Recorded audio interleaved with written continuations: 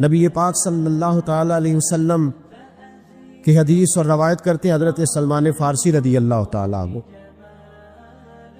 اور ساتھ ہیں سیدنا بلال حبشی رضی اللہ تعالیٰ، فرماتے ہیں ہم نہ گھر سے نکلے، حضور نے فرمایا ذرا جلدی چلو ایک ضروری کام ہے۔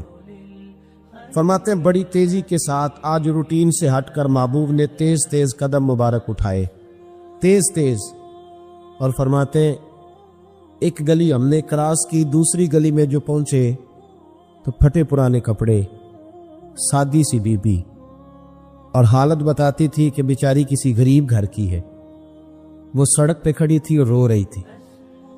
میرے کریم رسول نے فرمایا بلال اسے پوچھو کیا مسئلہ ہے، کیوں روتی ہے؟ تو حضرت سلمان عرض کرتے ہیں میں نے کہا حضور میں پوچھ لیتا ہوں، آپ جائیے، کام بڑا ضروری ہے جو نکلے، میں معلومات کرتا ہوں۔ تو محبوب نے فرمایا نہیں، اس کے آنسو پوچھنے سے ضروری کوئی کام بھی نہیں، پہلے اس کی داد رسی ہوگی، اسے پہلے پوچھا جائے گا۔ روتے نہیں رہتے لوگ گھروں میں، لوگ گزر نہیں جاتے چپ کر کے، کتنے لوگ تڑپتے، کون احساس کرتا ہے؟ نبی پاک سید عالم صلی اللہ علیہ وسلم رکے اور اس خاتون سے پوچھا کیا بات ہے؟ اس نے کہا کہ بات کوئی بھی نہیں، میرا ایک ہی موٹا سا مسئلہ ہے۔ کہا وہ کیا؟ کہنے لگی میں غریب ہوں، اور غریبی بذات خود بہت بڑا گناہ ہوتی، لوگ بڑا جرم سمجھتے ہیں اس کو بذات خود۔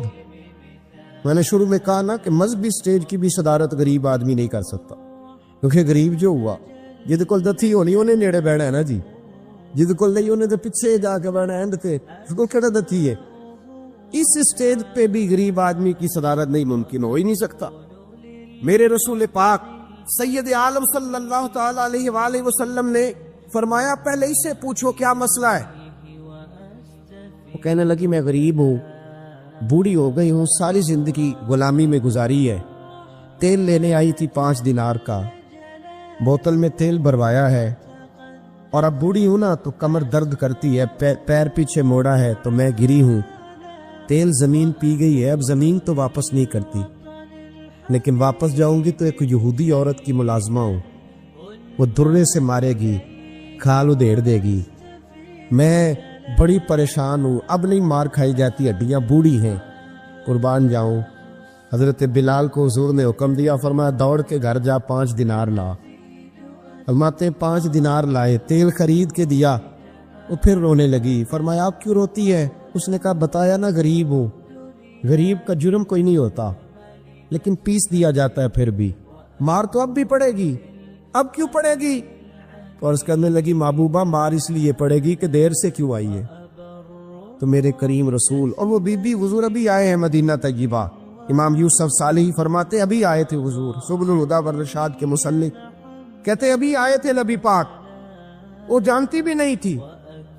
تو سید عالم صلی اللہ تعالی علیہ وسلم نے فرمایا اچھا مار پڑے گی؟ کہا ہاں۔ او بھائی کونسلر جو کل آپ کو کہہ رہا تھا نا میں آپ کا خادم ہوں، کونسلر بے گناہ، بلکہ ہمارے SHO صاحب اگر چودھری پہ پرچہ آ جائے تو اس کو ٹیلی فون کر کے پوچھتے ہیں صاحب جی تہاڈے خلاف درخواست آئی ہے، کی کرنا ہے؟ تو غریب آدمی بیچارہ، اس کی غلطی یہ تھی کہ وہ غریب تھا تو اس نے ریڑھی لگا لی چوک میں، اس کو دبوچ کے لے گئے، تینوں پتہ نہیں اتنے نہیں کھلوئی دا، اس کے پاس کل انویسٹمنٹ ہی 5000 تھی، سارا لے گئے۔ پھر وہ کونسلر صاحب کے پاس چلا گیا، سر میرے نال چلے آ جائے ذرا میں تھانے جانا ہے، انہوں نے کہا گڈی کرائی آ، پیسے ہیں نہیں ایویں تھانے جائیدا ہے۔ اب وہ گاڑی لایا ہے، پتہ نہیں کہاں سے لایا ہے، تھانے پہنچا ہے، اور یہ ہے ہمارا حال کہ وہ SHO بھی بیٹھا ہے کرسی پہ اور کونسلر بھی کرسی پہ بیٹھا ہے، اور وہ غریب پیروں میں بیٹھا ہے اور ہاتھ باندھ کے کہہ رہا میری ریڑھی دے چھڈو، میری 4 دھیاں نے تو میں شامی کھانا کھانا۔ کدھر گیا امت کا وہ ذوق؟ ساری زندگی نعتیں سننے والوں بتاؤ تو صحیح نعت نے تاثیر کیا دی ہے روح؟ اگر ابھی بھی گھاڑی غریب کے پاس کھڑی نہیں ہوتی تو پھر کیا اثر ہوا ساری زندگی نعت سننے کا؟ میرے مصطفیٰ کریم سید عالم صلی اللہ تعالی علیہ وسلم نے فرمایا اس خاتون سے یہاں کونسلر ساتھ نہیں جاتا، کہتا کر لیا ٹیلی فون، سویرے 9 بجے پہنچ جانا۔ پر کائنات کی سب سے معزز شخصیت حضرت سیدنا بلال حبشی رضی اللہ تعالیٰ عنہ فرماتے ہیں میرے نبی پاک نے فرمایا بی بی چل میں تیرے ساتھ چلتا ہوں۔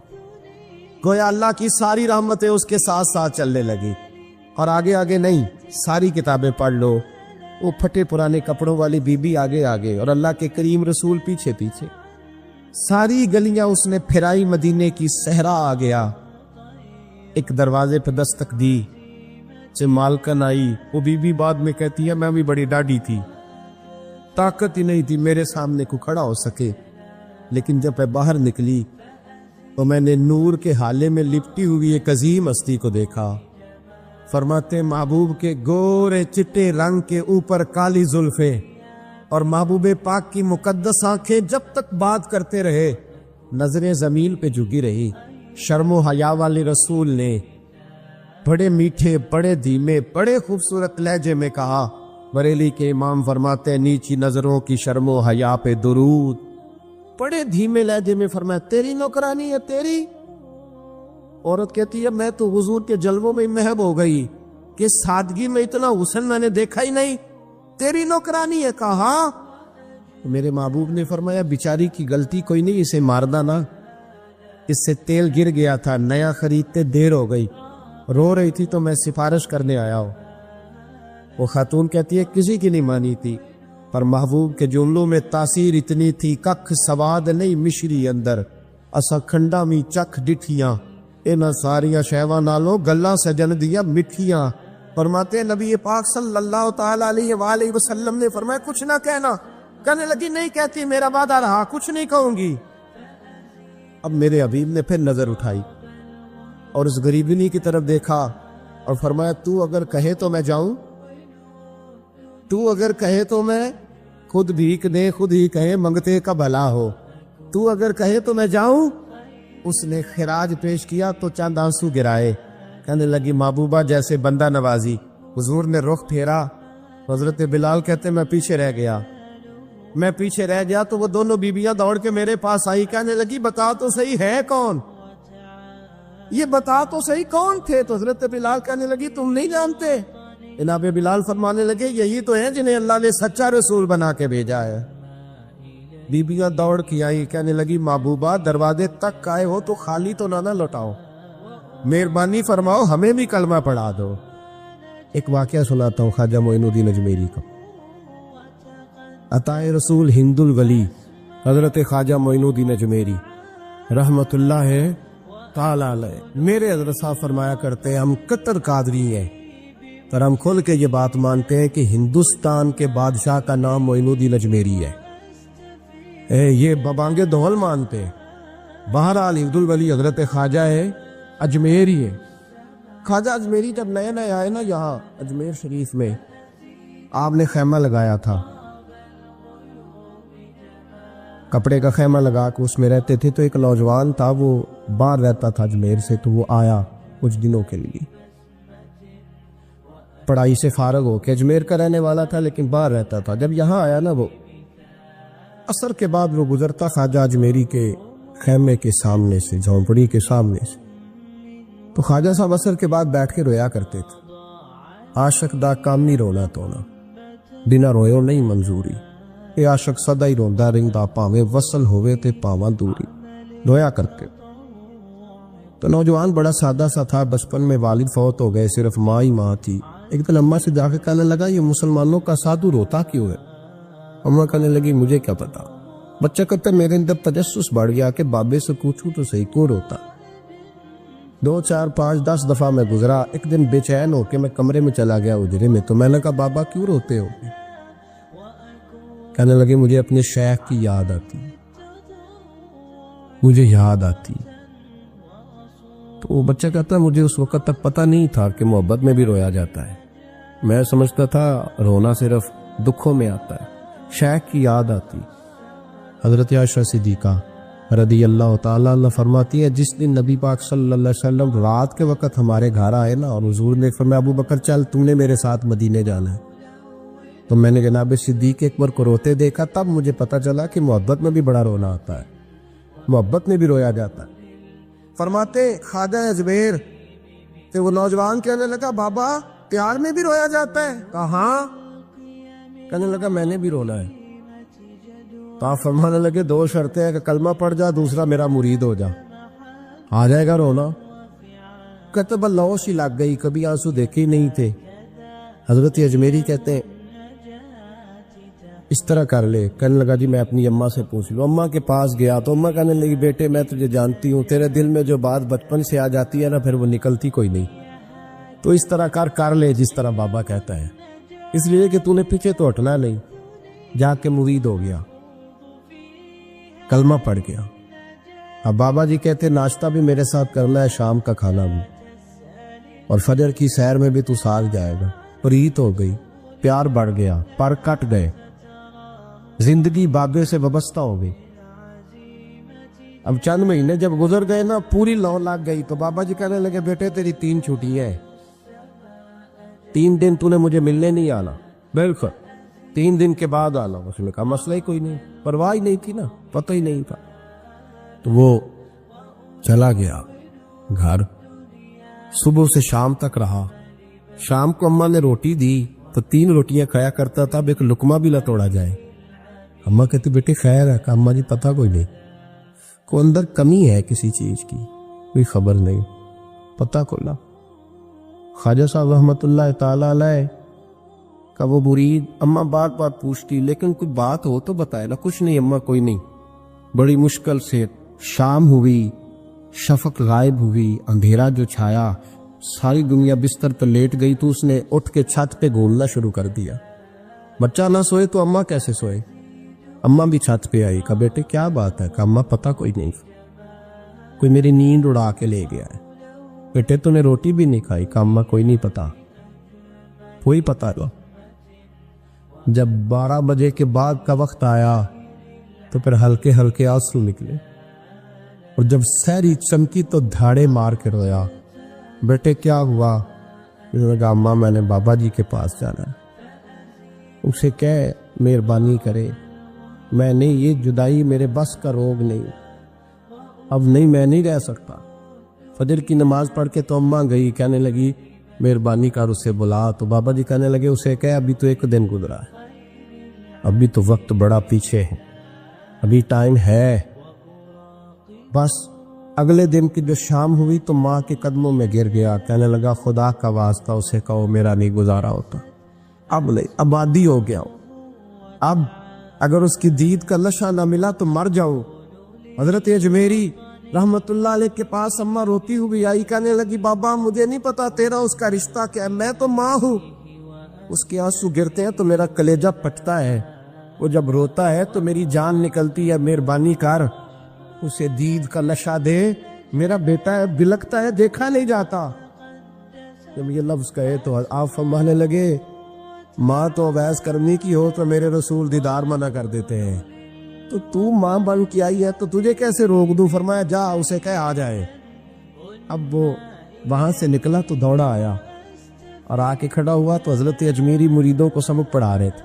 کتاب کھلی ہوئی, بات ہو رہی تھی مریدوں کے ساتھ گفتگو ہو رہی.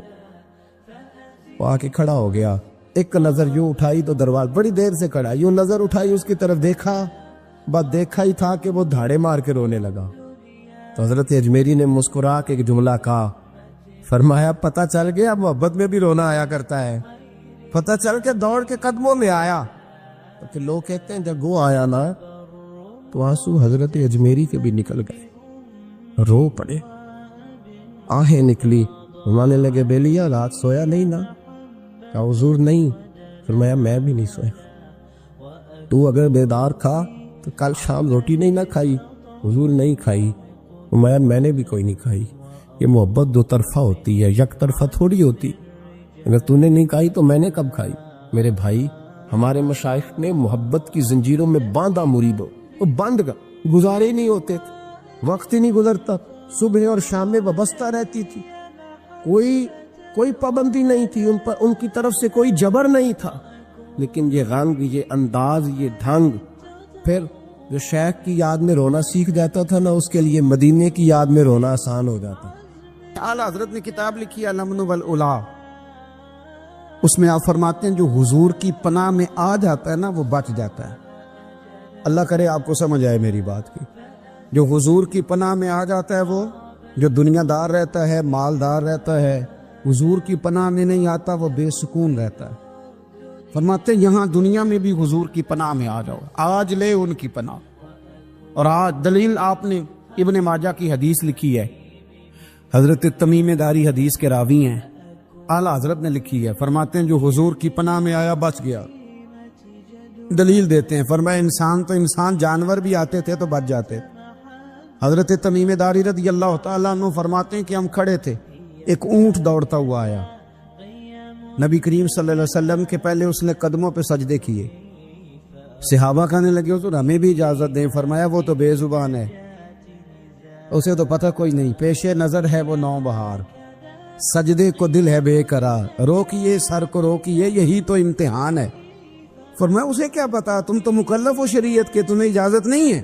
اور اعلیٰ حضرت نے 2 ٹوک لکھا ہے، فرمایا سوائے خدا کے کسی کو تعظیمی سجدہ بھی حرام ہے، یہ نوٹ کر لیں میری بات۔ اور اعلیٰ حضرت نے فتاوی رضویہ میں لکھا ہے کسی قبر پہ جاؤ تو 4 ہاتھ دور کھڑے رہو، اللہ کرے آپ کو سمجھ آئے، کتنے ہاتھ؟ 4 ہاتھ دور کھڑے رہو، سورۃ فاتحہ پڑھو، درود شریف پڑھو، جس قبر پہ گئے ہو ان کی روح کو اصال ثواب کرو، ان کے وسیلے سے دعا مانگو۔ اعلیٰ حضرت فرماتے ہیں قبر کو سجدہ بالاتفاق حرام ہے، طواف قبر کا کرنا بالاتفاق حرام ہے، بوسہ لینے میں اختلاف ہے کہ جائز ہے کہ ناجائز ہے، لیکن بوسے سے بھی چونکہ شک پڑتا ہے تو فرماتے ہیں احمد رضا کی رائے یہ ہے کہ بوسہ لینے سے بھی بچا جائے۔ وہ آ گیا تو اس سے اگلی باتیں کرتا ہے، بس خاموش رہ، باادب رہ اور پیچھے رہ۔ تو حضرت تمیم داری کہتے ہیں یہ حدیث اعلیٰ حضرت نے لکھی ہے لمن والعلا میں، فرماتے ہیں کہ اونٹ نے پہلے سجدہ کیا، قدم چومے، پھر اس نے حضور کے کان میں کوئی بات کہی، روزے دے دوالے نے غلامہ دیاں ٹولیاں، ایک پیا سندا ہے کروڑاں دیاں بولیاں، یعنی اونٹ نے بات کی تو حضور نے وہ بھی سن لی۔ اعلیٰ حضرت کہتے ہیں جو پناہ میں آتا ہے بچ جاتا ہے۔ کہتے ہیں رسول کریم نے نا اونٹ کی پشت پہ ہاتھ پھیرا اور اللہ کے محبوب فرمانے لگے فکر نہ کر، اب تو آ گیا ہے نا تو جیسے تو کہے گا ویسے ہی ہو جائے گا، جیسے تو کہے گا ویسے ہی۔ ابن ماجہ میں موجود ہے، پر میں چونکہ فاضل بریلوی رحمت اللہ علیہ کی کتاب سے پیش کر رہا ہوں الامن والعلا سے، تو میں اسی انداز میں پیش کر رہا ہوں جس انداز میں وہاں ہے۔ حضرت تمیم داری کہتے ہیں کہ ہماری سمجھ میں بات کوئی نہ آئی، تھوڑی دیر گزری تو کچھ لوگوں نے ہاتھوں میں رسیاں پکڑی ہیں، خنجر پکڑے ہیں، دوڑے آئے، یا رسول اللہ یہ ہمارا اونٹ ہے۔ حضرت تمیم داری کہتے ہیں میں نے دیکھا کہ جب وہ آ گئے نا خنجر لے کے تو اونٹ حضور کے پیچھے چھپ گیا، آج لے ان کی پناہ، آج مدد مانگ ان سے، وہ حضور کے پیچھے چھپ گیا۔ تو کہتے ہیں کہ نبی کریم صلی اللہ تعالی علیہ وسلم نے فرمایا کیا مسئلہ ہے بھائی؟ یا رسول اللہ ہمارا اونٹ ہے، ذبح کرنے لگے تھے دوڑا ہے، تو حضور فرمانے لگے وہ تو تمہاری شکایت کر رہا ہے۔ وہ کہتا ہے یا رسول اللہ میں نے برسوں ان کی نوکری کی، برسوں میں نے بڑی نوکری کی۔ صحیح کہتا ہے یا رسول اللہ؟ ٹھیک کہتا ہے حضور، اب بوڑھا ہو گیا ہوں، تھوڑا زیادہ بوجھ نہیں اٹھا سکتا، تو مجھے ذبح کر کے کھانا چاہتے ہیں، میں مرنا نہیں چاہتا۔ نبی کریم فرمانے لگے اچھے لوگ یہ صلہ دیتے ہیں، انہوں نے عرض کی حضور آپ حکم کر دیں، ہم اس کو چھوڑ دیتے ہیں یا رسول اللہ، نہیں ذبح کریں گے، خدمت کریں گے۔ حضور فرمانے لگے نہیں، اب میرے پاس آیا ہے نا، اب میں نے واپس نہیں کرنا، آج ہو گیا ہے، آج لے ان کی پناہ، آج مدد مانگ ان سے، آج ہو گیا یا رسول اللہ پھر رکھ لیں۔ حضور نے فرمایا نہیں بھائی پیسے بتاؤ کتنے ہیں؟ یا رسول اللہ نہیں کچھ نہیں۔ نبی کریم علیہ السلام نے فرمایا نہیں، بتاؤ کتنے ہیں، بتاؤ کتنے ہیں؟ انہوں نے کہا حضور ایک دفعہ ریٹ لگایا تھا تو 100 دینار لگا تھا، حضور نے فرمایا بلال دے دو 100 دینار، 100 دینار دے دیا۔ اعلیٰ حضرت فرماتے ہیں دیکھو ان کی پناہ میں آنے کی برکتیں کتنی ہیں۔ ان سے کہا تم جاؤ، وہ چلے گئے، حضور نے پشت پہ ہاتھ پھیرا، فرمایا جا تو آزاد ہے۔ حضرت تمیم داری کہتے ہیں وہ پہلے گیا پھر پلٹ کے آیا، اس نے نبی پاک کے کان میں کو بات کی، کئی باتیں کی، پر میں ایک بات کرتا ہوں، کئی باتیں کی، ایک بات کی تو حضور رو پڑے، اونٹ چلا گیا، ہم نے عرض کی حضور یہ کیا کہہ گیا ہے؟ تو محبوب فرمانے لگے یہ کہہ گیا یا رسول اللہ جس طرح آپ نے مجھے چھری سے بچایا ہے، میں دعا کرتا ہوں اللہ آپ کی امت کو جہنم سے محفوظ فرمائے، اللہ جہنم سے بچائے آپ کی امت، اس طرح مجھے چھری سے آپ نے محفوظ کیا۔ اعلیٰ حضرت فرماتے ہیں کن چکروں میں پڑے ہوئے ہو، کن چکروں میں؟ पैसों की पनाह लेते हो, ओहदों के पीछे छुपते हो, दौलत के पीछे छुपते हो, ताल्लुकात के पीछे छुपते हो, पर मैं मुसीबत आएगी तो ये सारे हट जाएंगे। अगर पनाह लेनी है तो मदीने वाले महबूब की पनाह लो, दरवाजे रसूल पे आओ, नबी करीम की बारगाह में झुको, हुजूर से प्यार करो। नबी करीम अलैहिस्सलाम से कहने लगा, हम सारे आपस में हैं, बरादरी है, कबीला है, एक शहर है, फिर भी लड़ाइयाँ शुरू हो गई हैं। जो आपका कलमा पढ़ते हैं वो अलग हो गए, जो हमारे माज़अल्लाह तरीके पे हैं वो अलग हैं। तो कोई बातचीत ना कर लें बैठ के। तो हुजूर ने फरमाया करो ना। कहने लगा, अगर आप सरदारी चाहते हैं तो हम देते हैं, और अगर आप मालो दौलत चाहते हैं तो माज़अल्लाह हम देते हैं। जो आप कहते हैं हम करते हैं। किसी तरह का भी आपका मुतालबा है तो हम पूरा करने को तैयार हैं, तो आप बता दें हम वो कर देते हैं।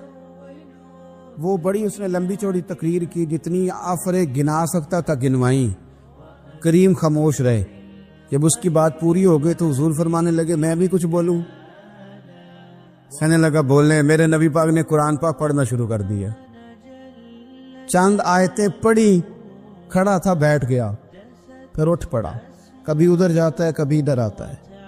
हुजूर ने तिलावत खत्म की, कहा कोई बात करनी है? कहने लगा, नहीं, मुझे इजाजत दे दे। वापस गया। जब गया ना तो अबू जाल दूर से देख के कहने लगा, जो गया था वो तो उतबा था, और ये जो आ रहा है ये कोई और है, ये कोई और है, ये वो नहीं है जो गया था।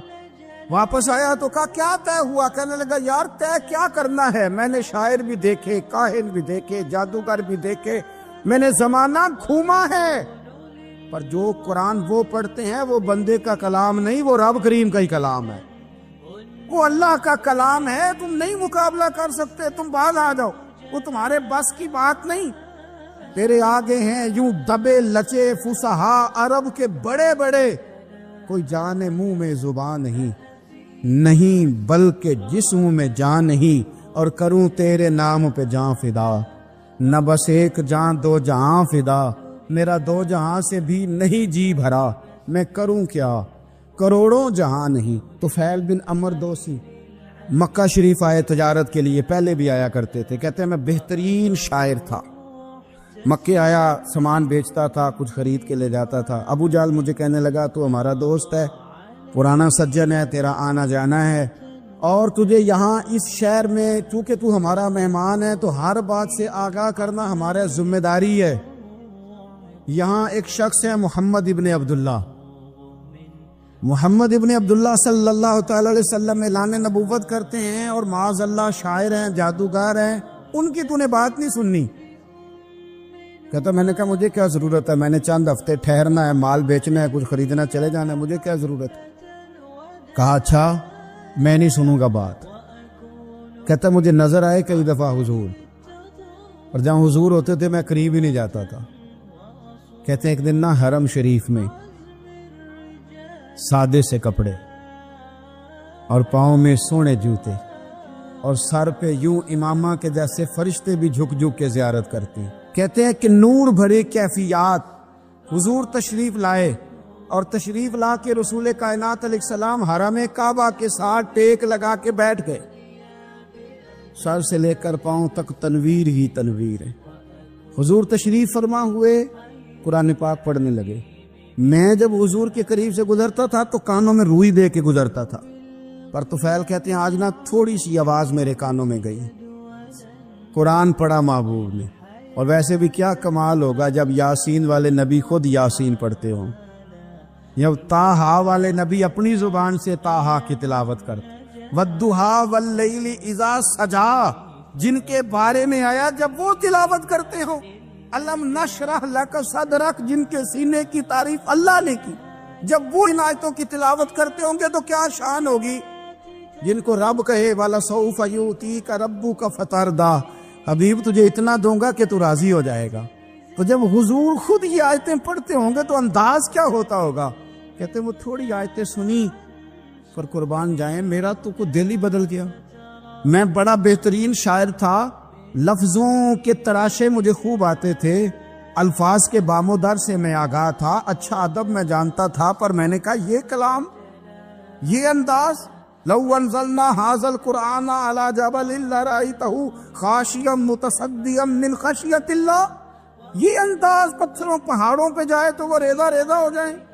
کہتے ہیں تھوڑا سا پڑا قریب نے اور پھر نظریں جھکائے ہوئے حضور اپنے گھر گئے، سرکار چلے تو میں پیچھے پیچھے، حضور گھر میں چلے گئے تو میں نے دروازے پہ دستک دی، باہر آئے، سلام لی، میں نے کہا محبوبہ وہ جو آپ پڑھ رہے تھے تھوڑا اور نہیں سنا دیتے، تھوڑا اور نہیں تلاوت کر دیتے؟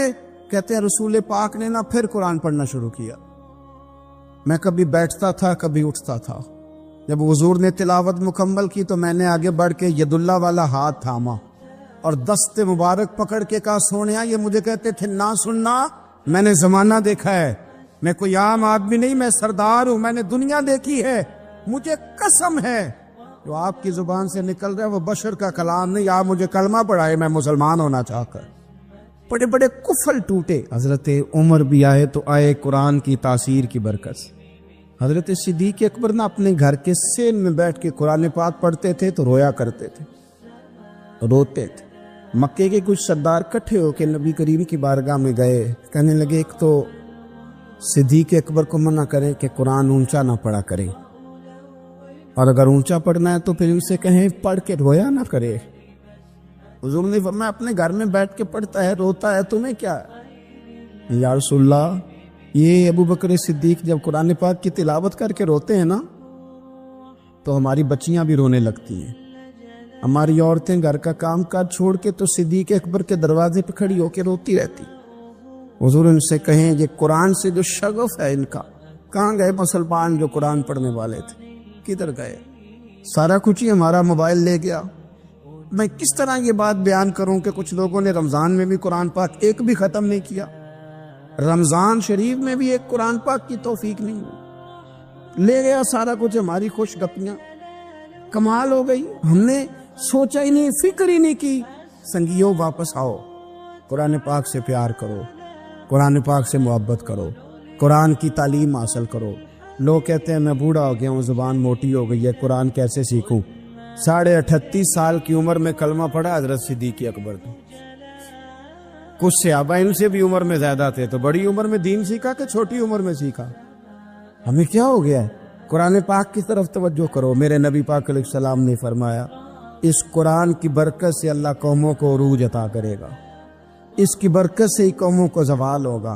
حضرت عائشہ صدیقہ کہتی ہیں حضور رات کو نماز کی نیت باندھتے تھے تو ایک ہی آیت پڑھتے تھے، ساری رات ایک ہی آیت پڑھتے رہتے تھے، روتے رہتے تھے، اور جب حضور روتے تھے تو جس طرح ہنڈیا ابلے تو آواز آتی ہے، اس طرح حضور کے سینے سے آواز آتی تھی۔ جبیر بن مطعم کہتے ہیں میں بدر کے قیدیوں کے بارے میں بات کرنے آیا حضور سے، نبی پاک مغرب کی جماعت کرا رہے تھے، جب میں مدینے پہنچا تو مسجد نبوی کے باہر کھڑے ہو کے میں نے حضور کی تلاوت سنی۔ فرماتے بس میں تو بات کرنے آیا تھا نا، تو وہ آیتیں سنی تو مجھے یوں لگا مجھ پہ بجلیاں گر رہی۔ کون ہے جو میرے دل کے کفر اور کفل دھو رہا ہے؟ بس قرآن سنتا گیا اور رب مجھے ایمان کی توفیق عطا فرماتا گیا، میں نے کلمہ پڑھ لیا، مسلمان۔ قرآن ہی ہمارے ہر مسئلے کا حل ہے، میں کیا کروں؟ قرآن پڑھتے ہیں ہمارے ہاں پر قبروں پہ پڑھا جاتا ہے، پر ختموں پہ۔ کیا قرآن پاک کا یہ حق نہیں تھا کہ وہ شادی والے دن بھی پڑھا جاتا؟ کیا قرآن پاک کا یہ حق نہیں تھا کہ وہ اسمبلی میں بھی پڑھا جاتا؟ قرآن پاک نہ شکایت کر رہا ہے، شکایت کرتا ہے کہ ان لوگوں نے نا مجھے ختموں پہ پڑھا ہے، اسمبلی میں نہیں پڑھا۔ وزیر اعظم کے خطاب سے پہلے تلاوت ہوتی ہے تو یہ تلاوت کے بعد یہ اعلان کیوں نہیں کرتے کہ ہم کریں گے وہ جو قرآن کہے گا؟ صدر کے خطاب سے پہلے تلاوت کراتے ہو تو یہ کیوں نہیں کہتے کہ اب ہوگا وہ جو قرآن کہہ رہا ہے؟ اسمبلی کا اجلاس تلاوت قرآن پاک سے شروع کرتے ہو تو یہ بھی تو کہو نا قرآن کے مطابق فیصلے ہوں گے۔ عدالتوں میں قسمیں اٹھانے کے لیے قرآن رہ گیا ہے، اس پہ ہاتھ رکھ کے کہو جو کہوں گا سچ کہوں گا۔ آج کے بعد وکیل بھی ہاتھ رکھے نا قرآن پاک پہ، جج بھی ہاتھ رکھے قرآن پاک، گواہ بھی رکھے، ملزم بھی رکھے، اور مدعی بھی بتائے کہ اس نے پرچہ صحیح درج کرایا ہے، اس نے صحیح درج کرایا ہے، نام صحیح لکھوائے، اور یہ سارے بتائیں جج سے لے کر ملزم تک کہ ہم فیصلہ وہ کریں گے جو قرآن پاک نے ہمیں کہا۔ صرف قسموں کے لیے رہ گیا ہے۔ 2 صورتیں پڑھنی نہیں آتی اور تم بیچ میں قرآن پاک کو لا کے قسمیں اٹھاتے ہو۔ وہ تاجر جو دکان شروع کرنے سے پہلے تلاوت کراتا ہے، کس لیے کراتا ہے؟ کہ میں تجارت قرآن پاک کے مطابق کراؤں گا، اس لیے کراتا ہے۔ وہ تو کہتا ہے ذرا دکان سے ہی چلے، ذرا برکت آ جائے۔ برکت نری تلاوت کرانے سے نہیں آئے گی، قرآن کے مطابق تجارت کر، پھر زیادہ برکت آئے گی۔ نبی پاک صلی اللہ تعالی علیہ وسلم کی حدیث اور روایت کرتے ہیں حضرت سلمان فارسی رضی اللہ تعالیٰ عنہ، اور ساتھ ہیں سیدنا بلال حبشی رضی اللہ تعالیٰ۔ فرماتے ہیں ہم نہ گھر سے نکلے، حضور نے فرمایا ذرا جلدی چلو، ایک ضروری کام ہے۔ فرماتے ہیں بڑی تیزی کے ساتھ آج روٹین سے ہٹ کر محبوب نے تیز تیز قدم مبارک اٹھائے، تیز تیز، اور فرماتے ہیں ایک گلی ہم نے کراس کی، دوسری گلی میں جو پہنچے تو پھٹے پرانے کپڑے، سادی سی بی بی، اور حالت بتاتی تھی کہ بیچاری کسی غریب گھر کی ہے۔ وہ سڑک پہ کھڑی تھی اور رو رہی تھی۔ میرے کریم رسول نے فرمایا بلال اسے پوچھو کیا مسئلہ ہے، کیوں روتی ہے؟ تو حضرت سلمان عرض کرتے ہیں میں نے کہا حضور میں پوچھ لیتا ہوں، آپ جائیے، کام بڑا ضروری ہے جو نکلے، میں معلومات کرتا ہوں۔ تو محبوب نے فرمایا نہیں، اس کے آنسو پوچھنے سے ضروری کوئی کام بھی نہیں، پہلے اس کی داد رسی ہوگی، اسے پہلے پوچھا جائے گا۔ روتے نہیں رہتے لوگ گھروں میں، لوگ گزر نہیں جاتے چپ کر کے، کتنے لوگ تڑپتے، کون احساس کرتا ہے؟ نبی پاک سید عالم صلی اللہ علیہ وسلم رکے اور اس خاتون سے پوچھا کیا بات ہے؟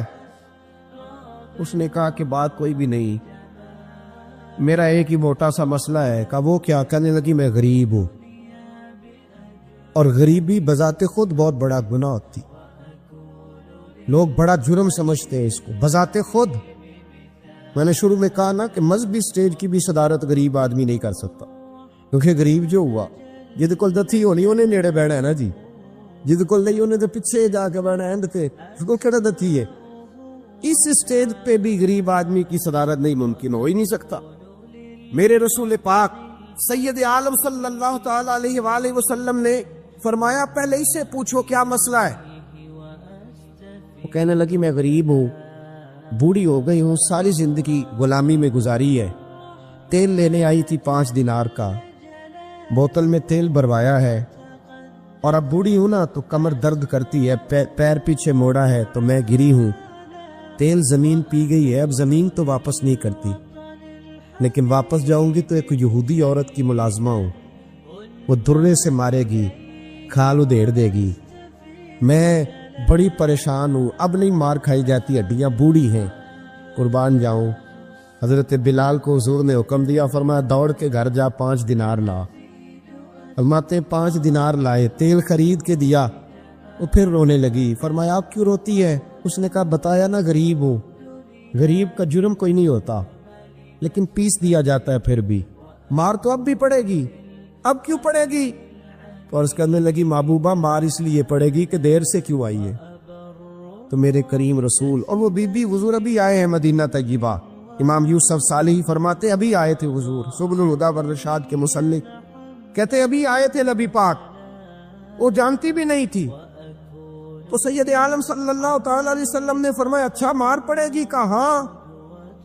او بھائی کونسلر جو کل آپ کو کہہ رہا تھا نا میں آپ کا خادم ہوں، کونسلر بے گناہ، بلکہ ہمارے SHO صاحب اگر چودھری پہ پرچہ آ جائے تو اس کو ٹیلی فون کر کے پوچھتے ہیں صاحب جی تواڈے خلاف درخواست آئی ہے، کی کرنا ہے؟ تو غریب آدمی بیچارہ، اس کی غلطی یہ تھی کہ وہ غریب تھا تو اس نے ریڑھی لگا لی چوک میں، اس کو دبوچ کے لے گئے، تینوں پتہ نہیں اتنے نہیں کھلوئی دا، اس کے پاس کل انویسٹمنٹ ہی 5000 تھی، سارا لے گئے۔ پھر وہ کونسلر صاحب کے پاس چلا گیا، سر میرے نال چلے آجے ذرا میں تھانے جانا ہے، انہوں نے کہا گڈی کرائی آ، پیسے ہیں نہیں ایویں تھانے جائیدا ہے۔ اب وہ گاڑی لایا ہے، پتہ نہیں کہاں سے لایا ہے، تھانے پہنچا ہے، اور یہ ہے ہمارا حال کہ وہ SHO بھی بیٹھا ہے کرسی پہ اور کونسلر بھی کرسی پہ بیٹھا ہے، اور وہ غریب پیروں میں بیٹھا ہے اور ہاتھ باندھ کے کہہ رہا میری ریڑھی دے چھڈو، میری 4 دھیاں نے تو میں شامی کھانا کھانا۔ کدھر گیا امت کا وہ ذوق؟ ساری زندگی نعتیں سننے والوں بتاؤ تو صحیح، نعت نے تاثیر کیا دی ہے روح؟ اگر ابھی بھی گھاڑی غریب کے پاس کھڑی نہیں ہوتی تو پھر کیا اثر ہوا ساری زندگی نعت سننے کا؟ میرے مصطفیٰ کریم سید عالم صلی اللہ تعالی علیہ وسلم نے فرمایا اس خاتون